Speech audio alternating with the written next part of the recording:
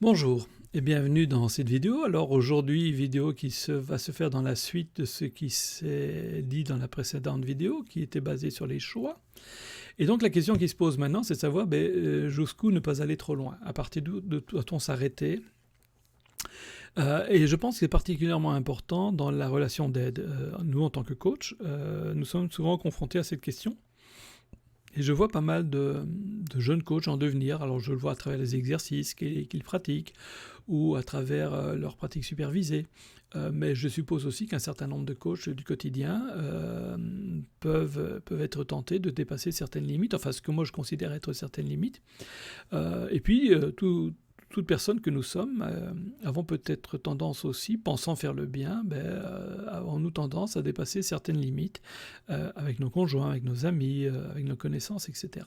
Alors de quoi s'agit-il?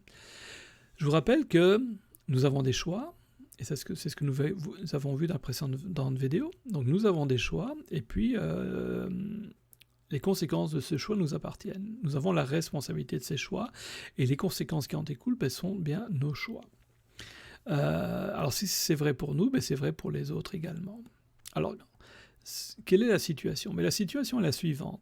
Admettons une situation de coaching, enfin ce ne serait pas vraiment du coaching, mais en tout cas une situation de relation d'aide, de mentorat peut-être, où quelqu'un vient et puis demande conseil en disant tiens Philippe, si tu étais dans ma situation, que ferais-tu? En admettant que je sois en situation de mentorat, je pourrais très bien lui dire écoute, voilà ce que moi j'aurais tendance à faire, regarde ce que tu en penses.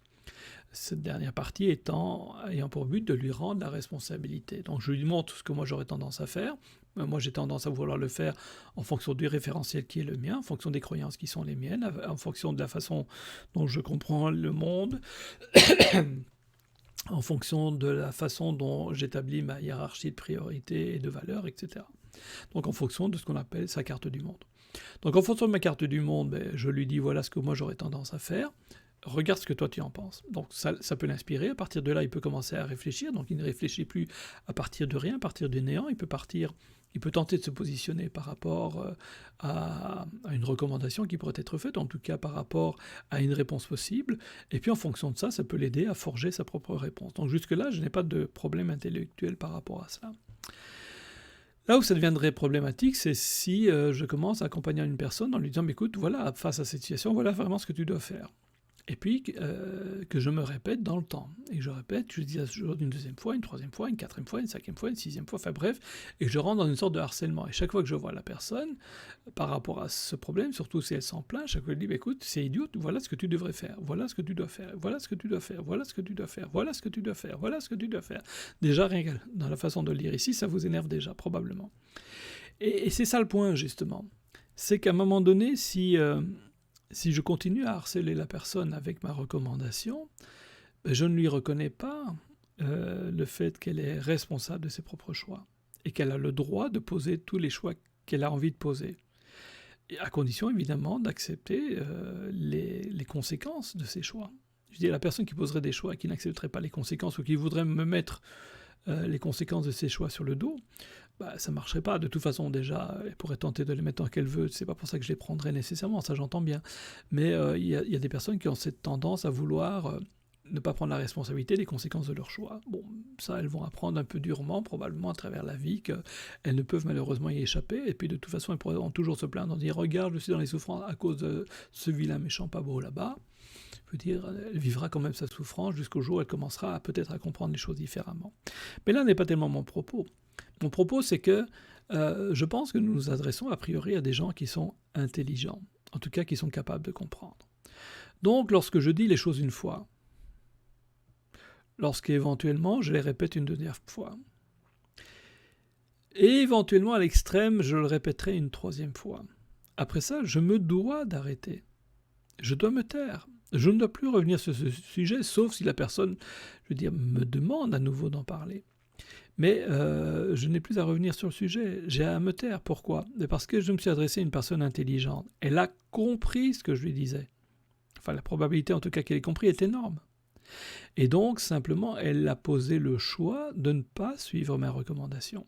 Et ce choix est un choix qui lui appartient. Elle a le droit de poser ce choix. Et j'ai le devoir de respecter son choix. Évidemment, de son choix, découleront des conséquences, heureuses ou moins. Je lui souhaite heureuse, et puis qui suis-je moi pour dire finalement que dans son contexte, les recommandations que je lui donnais étaient nécessairement les meilleures. Je n'en sais absolument rien. En tout cas, la personne a la liberté de poser ses propres choix. C'est une liberté absolue que Dieu lui a accordée, j'ai envie de dire, en tout cas selon mes croyances, que Dieu lui a accordée. D'ailleurs, c'est sur ça qu'il sera jugé au jour du jugement dernier, toujours selon ma compréhension des choses. Mais ça, j'en avais parlé dans la précédente vidéo, donc je ne reviens pas dessus. Donc c'est un droit le plus absolu, je dois lui laisser. Donc quand j'ai fait la recommandation une fois, quand je l'ai fait éventuellement une deuxième fois, quand je lui ai redit une troisième fois, après ça je me tais, il a juste choisi de ne pas suivre ma recommandation, il a juste choisi de faire autre chose. Et ce choix est un choix qui lui appartient, et c'est un choix qu'il peut, je veux dire, poser. Et je me dois de respecter ce choix, parce que c'est une personne intelligente. Alors, s'il y a des conséquences à ce choix, la plupart du temps, ces conséquences vont venir de son environnement, au sens large. Et puis, si elles sont heureuses, tant mieux pour lui, et c'est ce qu'on lui souhaite. Si elles le sont moins, ces conséquences sont là simplement pour lui permettre de tirer des leçons par rapport à ses choix, et lui expliquer et lui montrer que son choix n'était probablement pas le meilleur choix, tout simplement, et qu'il y a peut-être un choix plus opportun. Maintenant, c'est peut-être moi aussi qui vais sanctionner le choix. Bon, prenons le cas d'un enfant, par exemple, ou d'un adolescent qui vivrait chez moi. Je vais agir de la même façon avec lui parce que, a priori, si j'ai des enfants, ces enfants sont intelligents. Donc quand j'ai dit des choses une fois, deux fois, trois fois, à un moment donné, je m'arrête. Il a juste choisi de ne pas le faire. C'est un choix qu'il peut poser. J'ai pas dit que c'était un choix sage, j'ai jamais dit que c'était un choix intelligent à faire, mais c'est un choix qu'il peut poser. Maintenant, s'il est clair que ce choix a des conséquences et a des conséquences chez moi parce que j'ai été clair sur le sujet, à moi d'être intègre et d'appliquer simplement les conséquences. Si par exemple, alors on prend une situation un petit peu bateau comme ça, mais imaginons qu'à mon adolescent, je lui ai dit déjà par 3 fois que si telle règle était enfreinte, on lui coupait Internet pendant une semaine, pour prendre quelque chose comme ça. Je ne dis pas que c'est la bonne idée, mais imaginons cela. Eh bien, si de fait il agit s'il transgresse ce qui a été demandé, eh bien, à moi d'être intègre et d'appliquer ce que j'ai dit que j'appliquerais, et de lui couper Internet durant une semaine. Sans état d'âme, sans méchanceté aucune, sans agressivité, simplement c'est la juste conséquence de son choix. Il a le droit de poser les choix qu'il veut, il connaissait les conséquences, donc il les a achetées avec, il les a prises avec, et donc je vais le priver d'Internet durant une semaine. Il ne sera pas content, il ne sera pas heureux, il va tenter de négocier, il va tenter de rouspéter, il va tenter de faire plein de choses. Il essaiera peut-être même le chantage émotionnel, à moi de me montrer fort, calme et serein par rapport à cela, simplement parce que je suis occupé à lui apprendre que nos choix ont des conséquences et qu'on n'échappe pas nécessairement aux conséquences de ses choix. S'il devait apprendre qu'il a moyen d'échapper aux conséquences de ses choix à travers du chantage émotionnel ou d'autres choses, c'est probablement pas le meilleur enseignement que je peux lui offrir. Donc, si je veux être un bon éducateur, je reste toujours dans le cas d'un adolescent là pour l'instant, eh bien à moi d'être intègre par rapport à cela parce que je lui permets d'apprendre de manière claire et précise que nos choix ont des conséquences. Il a le droit de poser tous les choix qu'il veut, la seule chose qu'il ne puisse pas faire c'est échapper aux conséquences de ses choix. Et cet apprentissage est un apprentissage essentiel je pense pour tout un chacun, ce qui permettra à tout un chacun dorénavant de mieux prendre ses responsabilités et de choisir de manière plus avisée. Il pourra toujours choisir à l'avenir de transgresser à certains moments, s'il pense qu'il y a plus de bénéfices pour lui à transgresser que de ne pas le faire, mais de toute façon, il sera amené à devoir gérer le fait qu'il devra supporter les conséquences de son choix, et c'est un peu plus normal, ça fait partie des choses de la vie, et ce sont des apprentissages qu'on a apportés à nos enfants. Donc à nouveau, ne sauvons pas nos enfants, alors il faudrait un jour que je vous présente le triangle de Karpman, parce que ça fait déjà 2-3 fois que je vous parle du fait de sauver. Ne sauvons pas nos coachés également, ou nos clients, ne sauvons pas nos collègues ou nos collaborateurs, accompagnons-les, soutenons-les, mais en même temps, leurs choix ont des conséquences.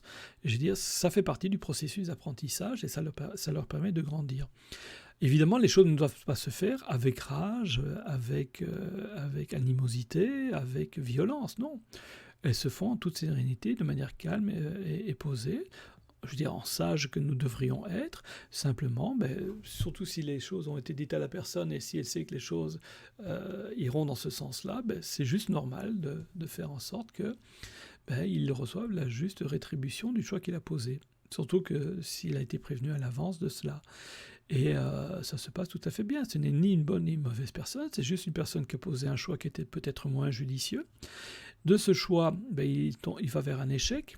Et puis l'échec, c'est une des deux issues possibles de tout apprentissage, on l'a déjà vu cela. Donc je suis assez serein par rapport à ça, ça ne fait pas de la personne une mauvaise personne, ça fait juste de la personne une personne qui a posé un choix inopportun à un moment donné, et puis voilà, elle supporte les conséquences de son choix, puis après ça, elle évoluera et pourra avancer. C'est pour ça qu'il y a une notion qui est excessivement intéressante, je pense, dans nos démocraties, c'est ce qu'on appelle le droit à l'oubli. Les personnes qui ont dû passer par la case, je veux dire, prison à un moment donné, ou à travers une sanction judiciaire, une fois qu'ils ont purgé leur peine et qu'ils ont donc remboursé la société, comme on a tendance à le dire, ont le droit à l'oubli. Parce que voilà, ils ont payé ce qu'ils avaient payé, ils ont eu largement le temps de réfléchir aux conséquences de leur choix, et puis après ça, on leur permet de redémarrer, je veux dire, sur un bon pied. Ils ont en principe bouclé l'apprentissage qu'ils étaient censés faire, et là, s'ils sont restés en prison quelques années, ils l'ont bouclé depuis très longtemps probablement. Et maintenant, il s'agit de leur permettre de pouvoir réavancer et repartir d'un bon pied s'ils le désirent. Ils n'ont pas à rester entachés de cette erreur. Alors, il y a certaines erreurs qui doivent se payer par des temps de prison, malheureusement, c'est comme ça. Et puis, c'est ni heureux ni malheureux, en fait. C'est juste comme ça, parce que ce sont des choses un petit peu graves, et en mettant la personne en prison dans un certain nombre de cas, et en tout cas, dans la pensée de base, c'était une façon de protéger la société contre la malveillance de certains. Et puis, cette case prison peut leur permettre justement de prendre du recul. Combien de personnes finalement se sont amendées suite à un moment de prison? Si je prends par exemple un auteur que j'ai pas mal écouté ces derniers temps, qui est décédé, le pauvre, qui est Bernard Stiegler. Bernard Stiegler était un immense philosophe, me semble-t-il, et en même temps, sa vie et sa carrière a commencé par une peine de prison, parce qu'il a fait des bêtises étant plus jeune. Et c'est lui qui en parle, donc je pense que ça a dû l'inspirer également dans ses travaux, puis ça a donné certainement une certaine coloration à ses travaux. Il en avait probablement besoin, mais après ça, il avait le droit à l'oubli. Regardez, il a eu des chaires, enfin je ne sais pas exactement ce qu'il a eu, mais en tout cas, il a enseigné, il a mené des travaux, il a monté des fondations, il a écrit des livres, et tout ça lui a été permis, ce qui est tout à fait normal, me semble-t-il. Donc voilà ce que je voulais vous dire. Donc quand j'ai dit les choses une fois, quand je les redites une deuxième fois, éventuellement une troisième fois, je m'arrête. Il n'y a pas de raison de continuer. La personne, elle a compris, elle a entendu, elle a juste choisi de ne pas le faire. Et ce choix est un choix qui lui appartient en plein. Et nous devons, je pense, respecter ces choix, que ce soit un coaché qui soit en face de nous, que ce soit notre enfant, notre adolescent, que ce soit notre conjoint, que ce soit nos voisins, que ce soit des membres de notre communauté, que ce soit des membres de nos collègues au travail, peu importe, chacun a le droit de poser les choix qu'il a envie, et moi j'ai le devoir de m'arrêter à un moment donné par rapport à cela. Voilà ce que je voulais partager avec vous aujourd'hui. Je voulais vous sensibiliser par rapport à cette question. Il me reste à vous souhaiter une bonne continuation, beaucoup de bonheur, que tout aille bien dans vos vies, dans vos carrières. Et c'est avec beaucoup de plaisir que je vous retrouve très prochainement dans une prochaine vidéo. À très très bientôt.